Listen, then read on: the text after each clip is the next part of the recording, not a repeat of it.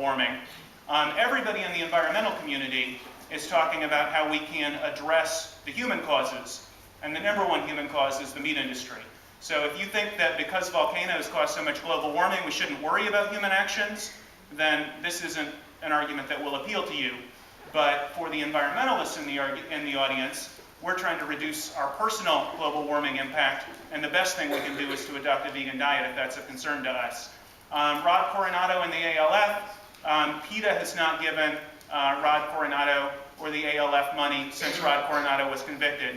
He was a fantastic grassroots activist before he did the ALF activities, and we helped him out and sent him to do demonstrations and that sort of thing. But since he was convicted, we haven't given him any money. And PETA has been audited by the IRS. If we were supporting illegal activity, we wouldn't be a nonprofit. We probably wouldn't even exist.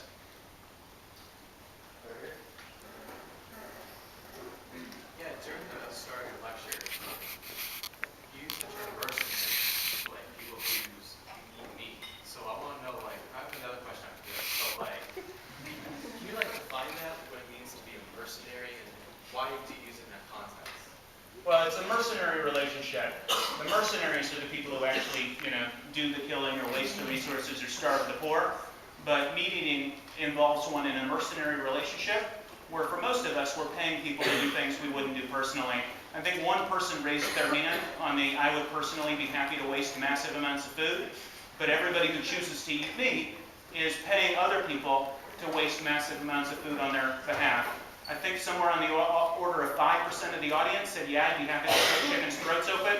The other 95%, whoever of them eats meat, is in a mercenary relationship where they're paying people to slit animals' throats open for them. Gotcha. And the other question I have is, by the mere fact that you don't eat meat, do you think you are morally better than people who do eat meat? On that one issue, I think that, I have friends who are meat eaters, and I'm sure they've got, me beat morally on a lot of other issues. But on the issue of whether you eat meat or not, I think that eating meat is immoral. So on that one issue, yeah. So do you think overall that would be immoral? I'm not going to go out, unlike George Bush, I do not have the capacity to see into people's hearts.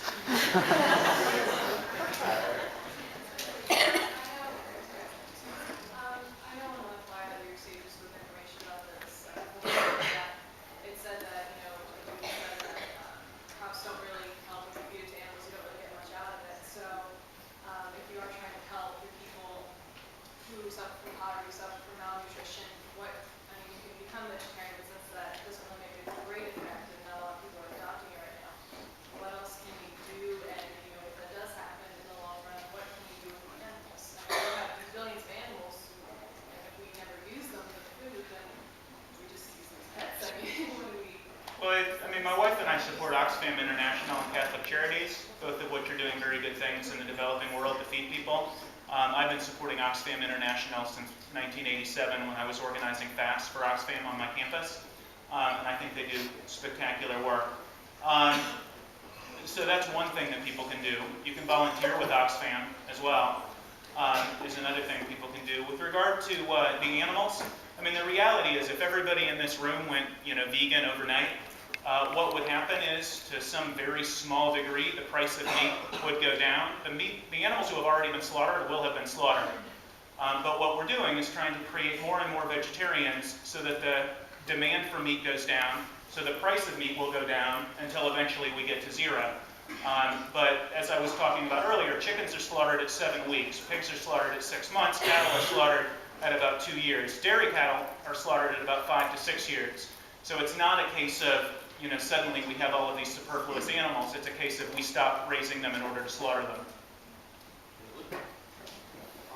Just out of curiosity, you mentioned one effect as obesity. Mm-hmm. Do you see that as the cause of eating meat?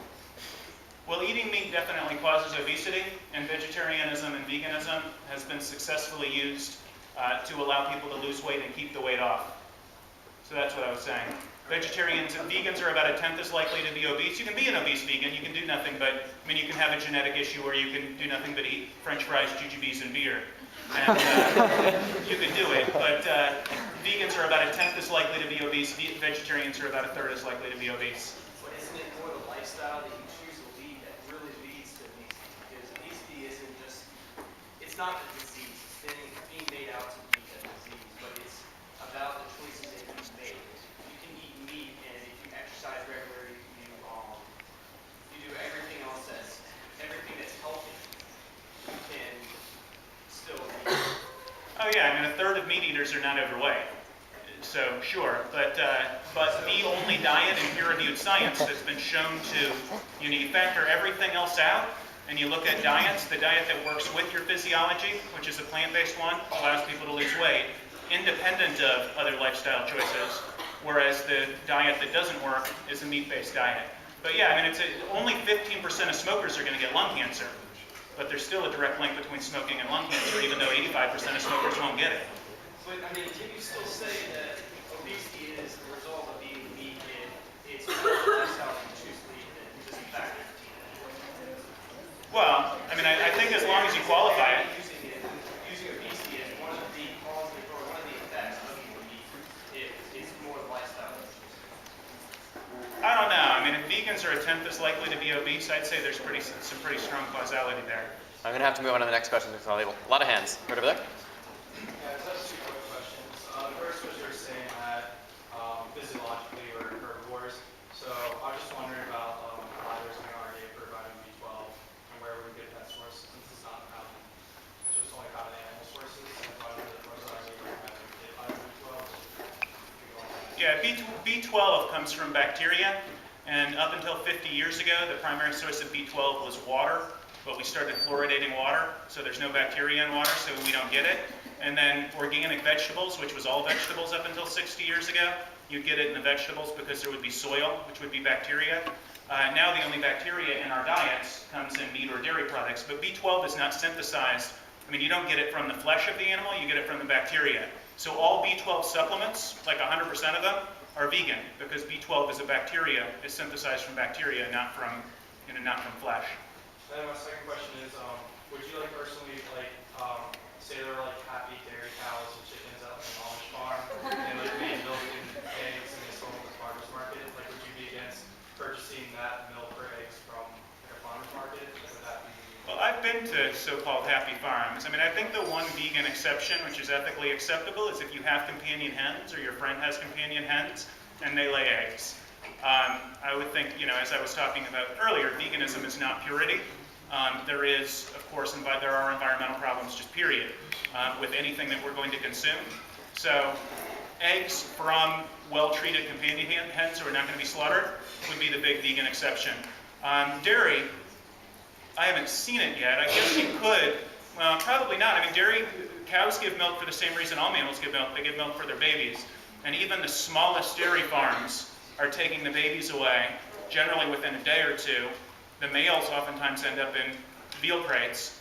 The females are added back to the herd. The separation of mother and calf is painful. So, I mean, there might be some hypothetical situation for dairy, but I've never seen it. I mean, the worst abuse on the Meet Your Meat video of dairy farming is a small organic dairy about 20 miles from PETA. And, I mean, the cows are all lame and suffering. The babies are all taken away. They're shipped to, many miles to veal slaughterhouses, to veal farms in Pennsylvania. And the level of abuse is pretty severe. Right here. I was just gonna respond to one of the slides you showed. You asked if people weren't willing to kill their own animals and how are they willing to eat them. I was just wanting to respond one of the things is a lot of people are willing to use the toilet, but at the same time they're not necessarily willing to go swimming through their own septic tanks to fix problems. I just wondered if you could respond to that. Yeah, I mean,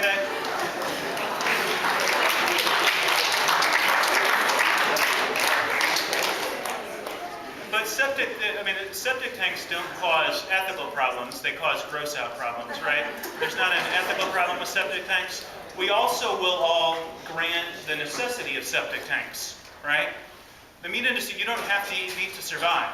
I mean, you're basically paying people to slit animals' throats open and waste massive amounts of food for something that you absolutely don't need. Whereas most people are going to grant, the other one that some people sometimes ask about is open heart surgery. You know, I also don't want to watch open heart surgery, but I know it's necessary. Eating meat